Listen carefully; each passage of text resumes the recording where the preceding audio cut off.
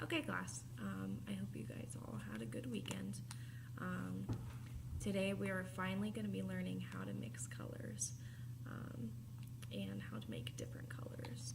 So let's discuss why a variety of colors is important. So some reasons that I can give you are to identify different objects or people.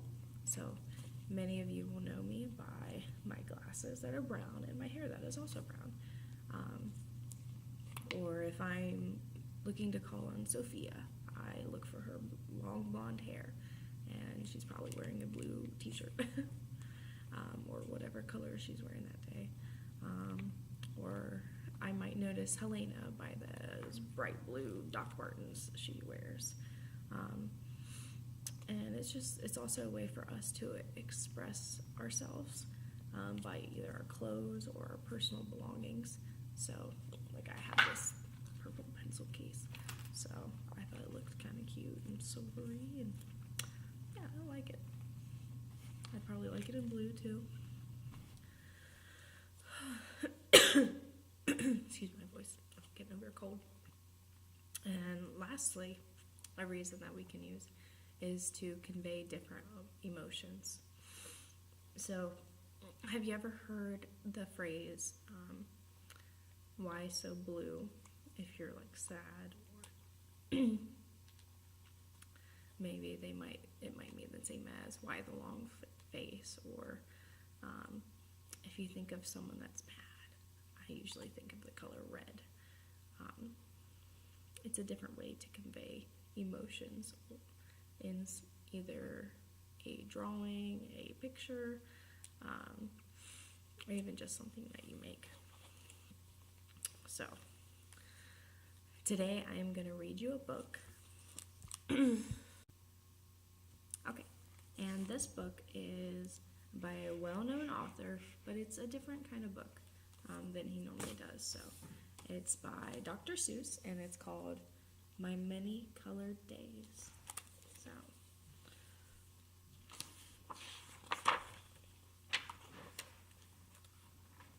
it's looking colorful already. Okay.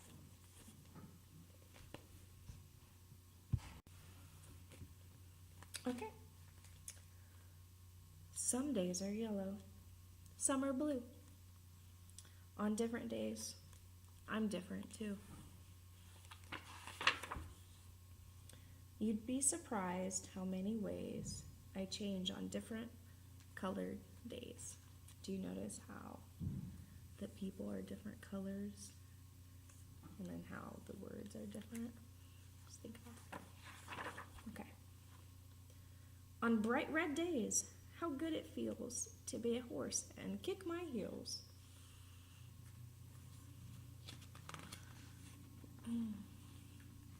So what emotion do you think that they're relating to the color red? I'm thinking excitement, fast-paced moving, things like that. On other days, I'm other things. On bright blue days, I flap my wings. Interesting.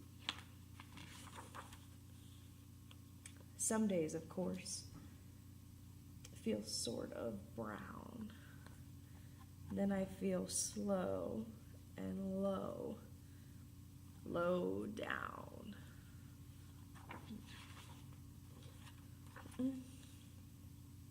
Then comes a yellow day, and wee! I'm a busy, buzzy bee.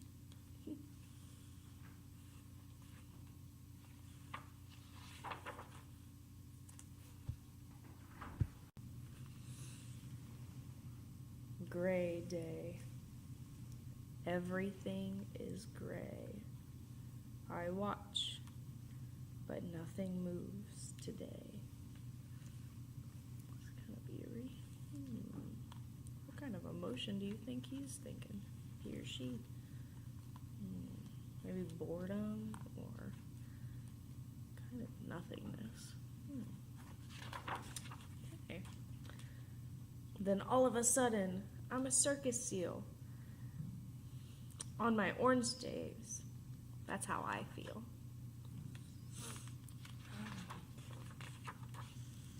Green days, deep, deep in the sea. Cool and quiet fish. That's me. On purple days, I'm sad. I groan, I drag my tail. I walk alone. Do you normally think of purple, excuse me, as a sad color? Like I said earlier, I usually think of blue as a sad color. So you can see how it's all depends on who writes it and who's drawing the pictures.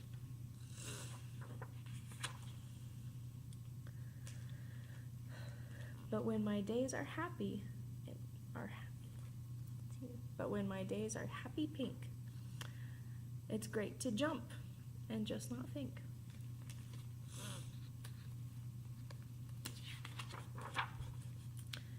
Then come my black days, mad and loud. I howl. I growl at every cloud. Image of a wolf. Then comes a mixed up day, and wham! I don't know who or what I am. Look at all those pictures in there, and all those colors and everything's mixed up, like they said. Do you guys think that it is possible to feel two different emotions all at the same time, even though they're different? It is. But it all turns out all right, you see. And I go back to being me and all the colors in between. The end. Okay. So what surprised you most about this book? I think my thought is I never would have thought purple as a sad color. I think of red as a mad color. And gray is kind of bland. I think that picture summed it up with the kind of look like an owl. It's like it. Yeah.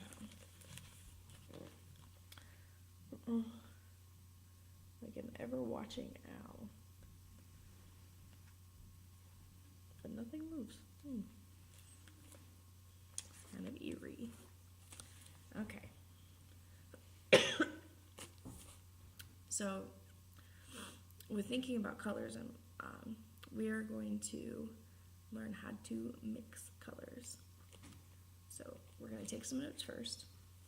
So, when you all go back to your seats, if you're not already there,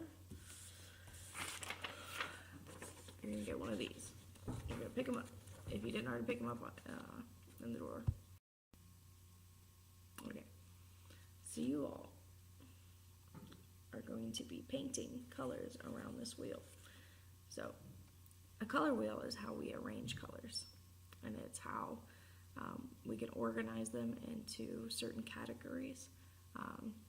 And the first one is primary colors. And the second one is secondary colors. So when you guys all get back to your seats, we will talk about it. Okay, so looking at the worksheet, I want you all to look at the color wheel. A color wheel is how we show the relationships between colors. So like I said earlier, the first set of colors is primary colors. So primary colors are what make up every other color in the world. And those colors are red, blue, and yellow. So right now, I want you all to put a square around the words red, blue, and yellow that are around the color wheel. Just like so. Just like this.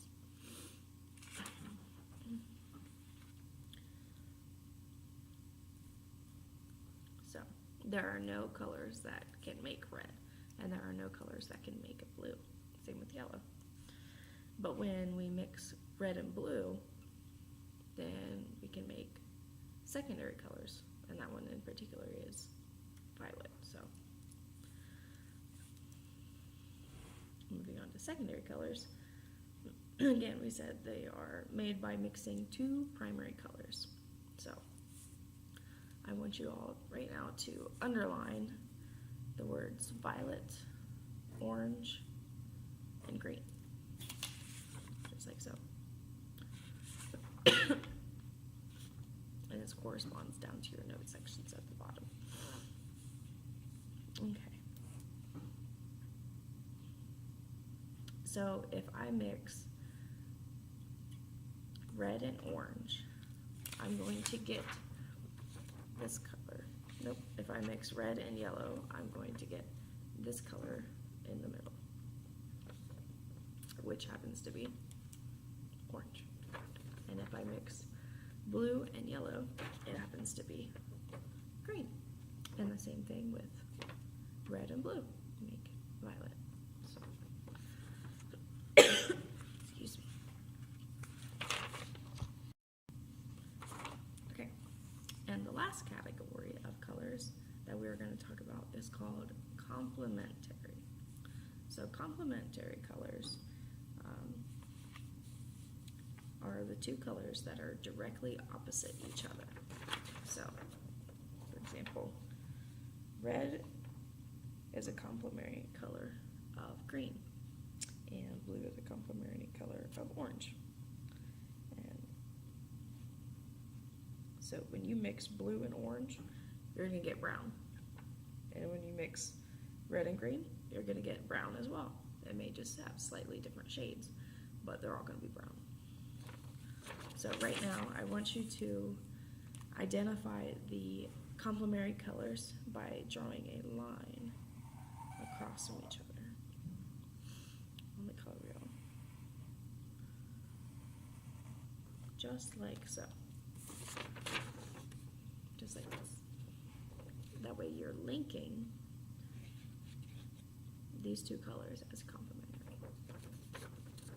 So just like we identified primary colors with the squares, secondary colors with the underlines, and complementary with our lines. Okay, so now we're going to get to the fun part. I'm going to actually show you how to mix these colors. So, and how to use the brushes. Okay, so we want a medium-sized brush, just like this.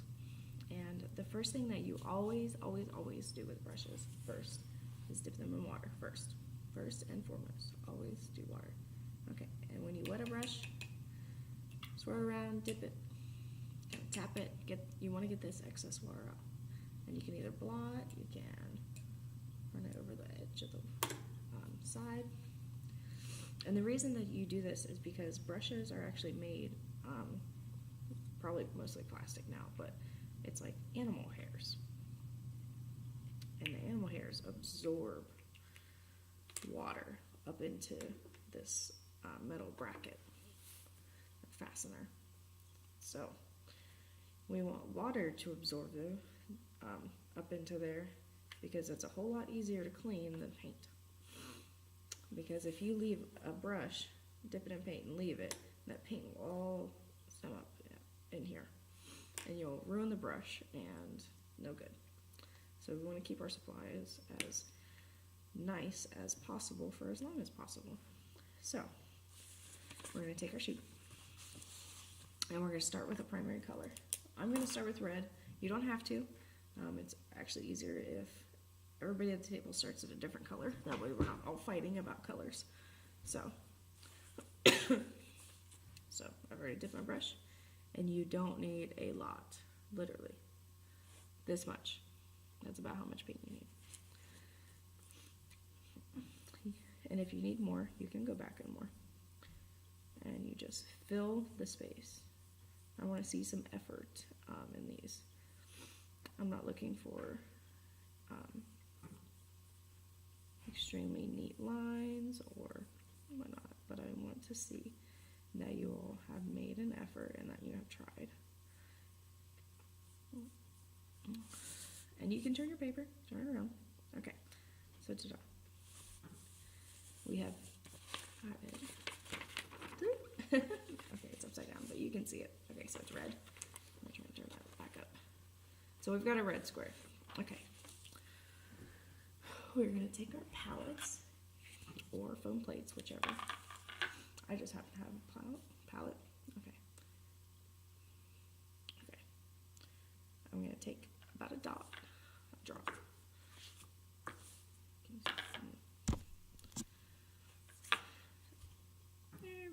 There we go. Okay. We really don't need that much at all. Okay. So I've gotten paint. Now I'm going to go after this blue because I need this blue in order to make this violet. So get in the water, swish it, dip it, kind of stamp it a little bit. Okay, scrape the edge and blot. Scrape it a little bit. Okay. Right now, as we're dipping it, we're just going to go ahead and paint the blue.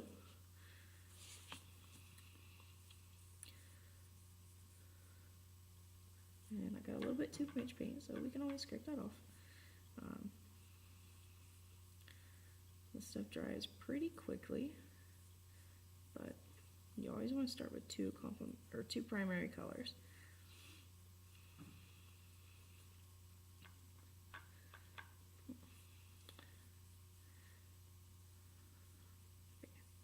There you go.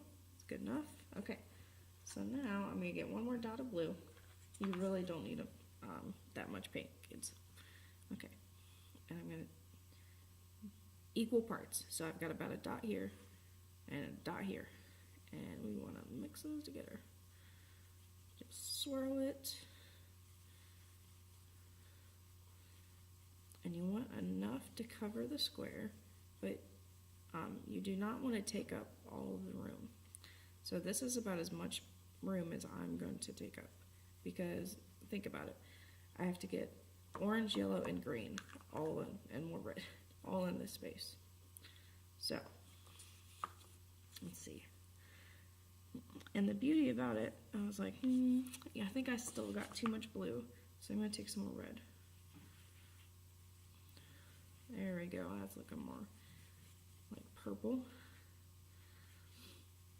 There we go. Okay. Got a little too much blue still.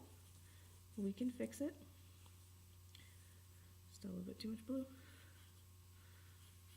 There we go.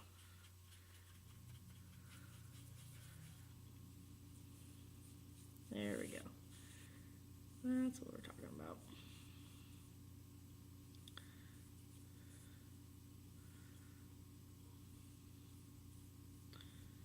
Okay. I have now made red, violet, and blue. Well, I made violet. Red and blue were already there. Okay, so we got another swishy swishy. Technical terms, I know. Rinsing out the brush is the technical part.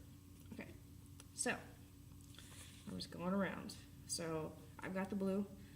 I know that I need that yellow. So with a brush is clean, I'm going to take a dot of yellow, and I'm actually going to put another one because I know I'm already thinking ahead that I have to mix for green. So, okay, so I've got a little bit of blue paint still in here.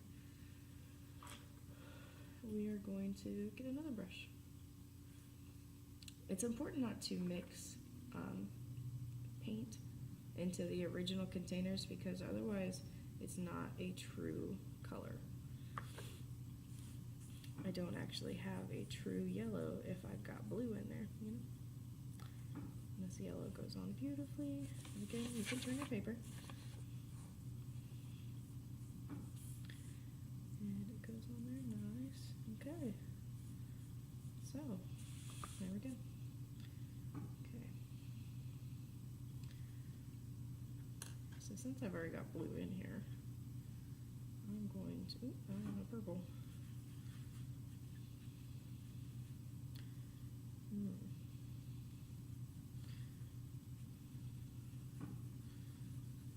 Okay, I'm mixing green because I had blue on there, and I'm gonna put it on here.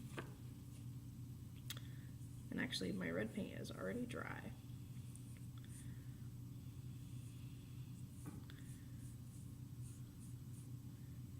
And I have now made the color of so many trees and leaves, and I can make the sun now. I can make water. I can make flowers with violet. Yeah, great. I could make Sophia's hair with that yellow color. Okay, so rinsing my brush out.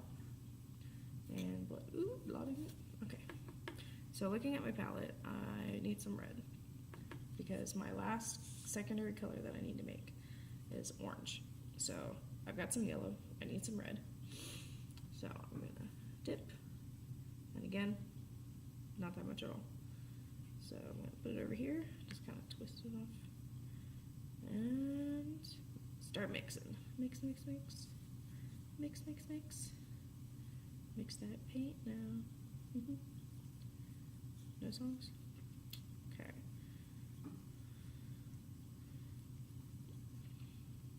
And there's so much that I hear about that, oh, I'm not good at art, and true, some people have a natural talent for art, which is very true, but it is a learned skill.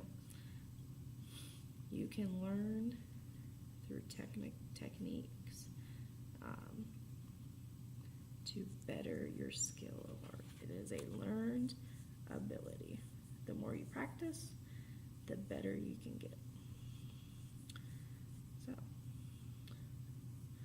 I've now mixed, and I'm filling the space as much as I can.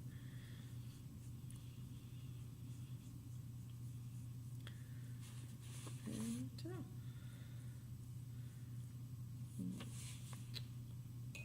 Put my paintbrushes in there. And silhouette. I have made this. It's color wheel. And you are going to do the same thing.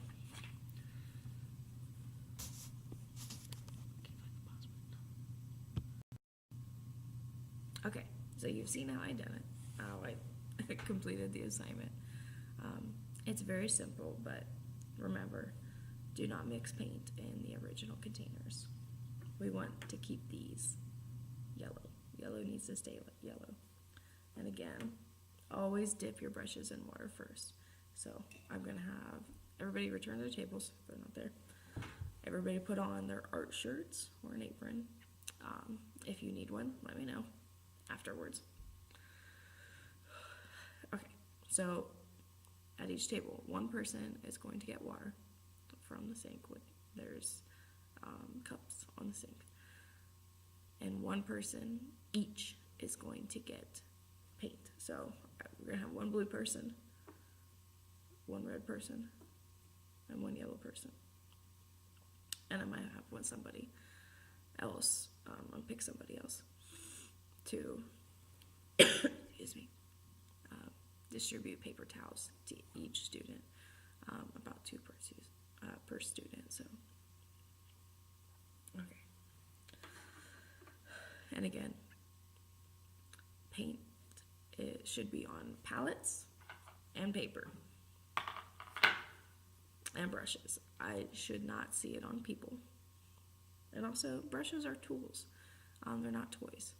So you need to treat them with respect, so that we can use them properly and we can get the best out of them. So I'll do this carefully. Okay. So, and I also kind of want to point out another thing. You see the color of my water? Okay. You are going to have to change the water. I am one person doing this, so periodically, I'd say in about 5-10 minutes, somebody is going to have to get new water. So it's super simple. Dump it out and put more in. Otherwise, you're not actually rinsing. You're just kind of redunking the paint in there. Okay. So while you guys are completing this activity, I'm going to be walking around the classroom. I'm going to be helping you. I'm going to be answering questions, but I'm also going to be paying attention and listening to you and listening to what you're talking about and if you're working well with your classmates. So remember to be respectful of people and to be on task. Okay, and then finally, before we get started, I'm going to hang up these examples so that you all can see what it is supposed to look like. So this is the one I did.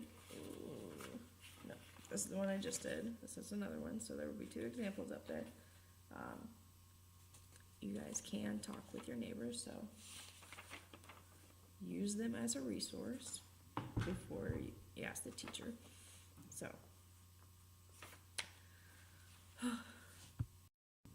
okay.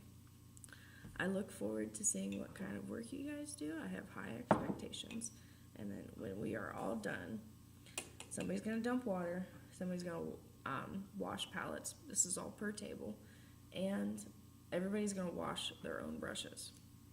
So the way you wash your brushes, you run it under running water, and you just kind of keep going. Just bend it and open up the bristles. So just give them a good rinse. That way we can keep our brushes nice. And now you're off. Enjoy the activity.